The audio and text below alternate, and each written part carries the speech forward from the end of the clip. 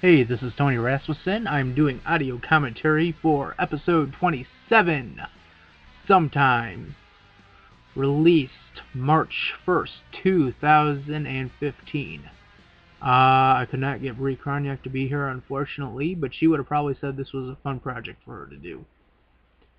So, the origins of this episode came from...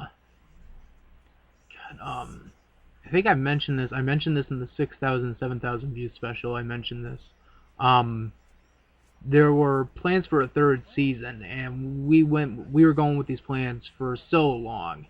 And out of those plans came this idea of Tony falling for a girl who's going to be his neighbor, and oh man, yeah, this footage is old. You can tell because the door's still intact, and if you watch later on, the door's not intact, but you could say life was hell. But no, the original idea was Tony meets, a girl, his next door neighbor, and falls in love with her. That was kind of what we used for this, except we decided not to have him fall in love with his next door neighbor. We decided that this would be someone who took over his apartment and was kind of a psychopath, and he was kind of resenting this, and he was trying to get rid of her. That was the idea for this episode, and this was actually meant to be like 5 episodes. It was meant to be part of the season, but a few complications between, mainly with Brie, caused this not to happen. So yeah, new title card, title sequence. But unfortunately, I only used for this episode.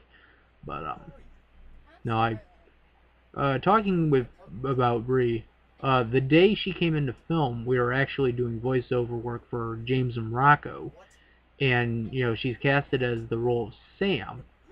So when we were doing this, I said, oh, I'm working on something new.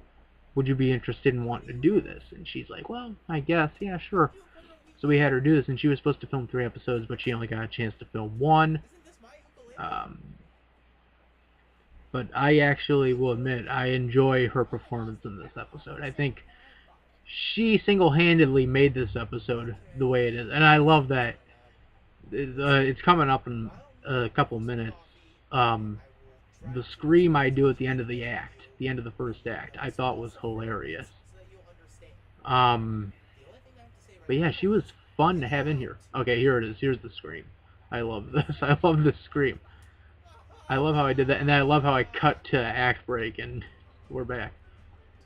This is also the first time we actually filmed outside of the supposed apartment.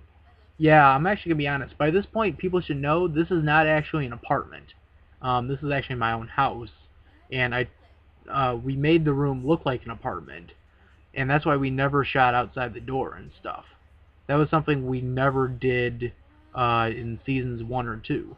It was up to this point that we did it, and even here, this is just actually outside of my house, and you can tell because the door is there, and that's supposed to be the door for the apartment, so...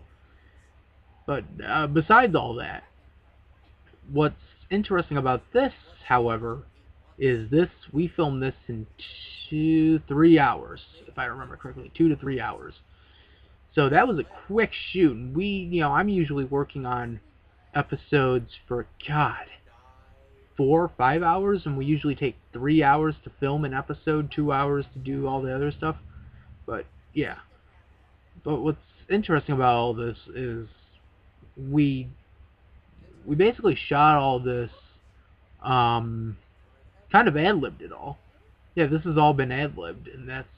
Oh, and her pulling out the phone, by the way, was actually not in the conception of the plan. I'm trying to find the words, and I can't find the words. The origins of this scene. She was never supposed to pull out the phone, but she did during the take, and she's like, "Can we just go with it?" I'm like, "Just fucking go with it." So, but no. So I got to talk about the ending. I know we're not close to it, but the ending of the episode. The big twist, spoiler, that the last 3 episodes was all a dream. Yeah, episodes 25, 26, and 27 were technically a dream. Now I get a laugh out of this. scene. Oh, that's a funny pose. I love that facial. The face she makes was hilarious. This,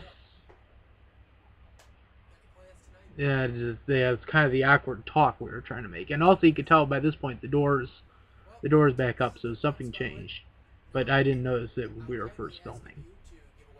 And here we cut quickly because after that she started laughing and we started talking again, and so we had to make it cut quickly right here. And that, I love doing that as the end act break. Okay, so this is all compiled up of actually unused footage and old footage. And I'm sure many of you could probably tell by that point that that was what it was made out of. But that was what we used, and the reason we used that was actually because Bree never shot the ending of the episode. We never actually shot a true ending. And this was actually all conceived out, though, as what was the ending of the first episode. That she'd try to stab me, and that would kind of be it. There's another flaw you can tell. She came in from that side. And that's Noah's hand, by the way. Noah did that for me. He was nice enough to do that. And this I love. And I almost thought that at one point could have been like another joke. Where we could have said, oh, that was a dream within a dream. That he had a dream within a dream. But that, yeah. Yeah, so that's stock footage, and then this whole stuff. The idea for this part actually came from the video when JonTron left Game Grumps. I watched that episode, and I was I didn't really laugh, but I was like, yeah, that kind of makes sense of how he did that. But no, I enjoyed doing that, and I thought, oh, wouldn't that be nice to do, for us to end us out? Because after this, Skylar Spence of Official Rylex will be taking over the series, and I still hope he does a pretty good job. So, yeah, that was the 4,000 views, 100 video, Rants and Review series finale spectacular! And thank you guys for watching it, and thank you guys for the 4,000 and now plus views. I will see you guys next time. Boom.